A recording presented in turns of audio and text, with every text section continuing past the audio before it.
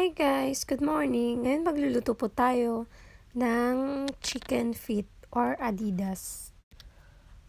Una-una tanggalin muna natin yung kuko, linisin muna natin yung adidas.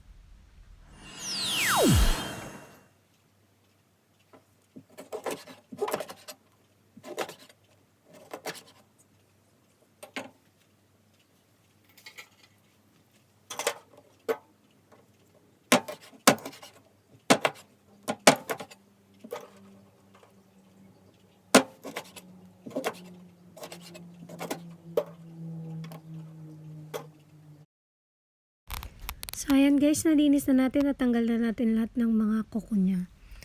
Sunod natin gagawin ay hugasan natin yung adidas para make sure na malinis at hindi malangsa. So, ito na po yung mga ingredients natin guys. Ilalagay ko po sa description box below. So, start na tayo. So, maglagay tayo ng lutuan. Lagay natin yung paa ng manok or adidas. Tapos, ihahalo natin lahat-lahat ng ingredients dyan.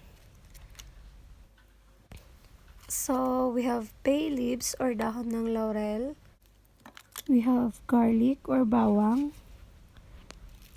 Onion or sibuyas. Brown black pepper or paminta. And lemon.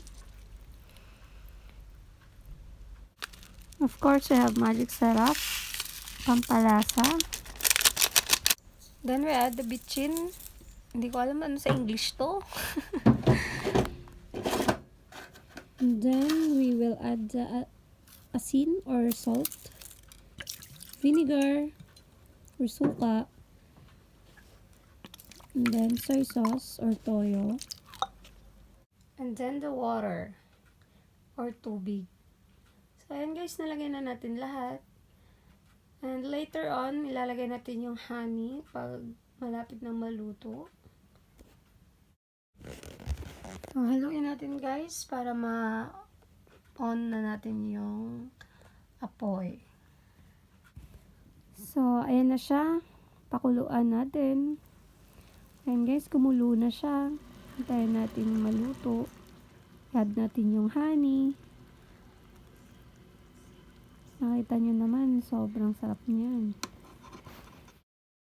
So, ayan na po siya. Luto na. Ayan po yung tsura niya. Kita nyo naman. Perfect. So, kakain muna ako guys. And thank you for watching. Please don't forget to give me thumbs up and subscribe my channel. Thank you guys!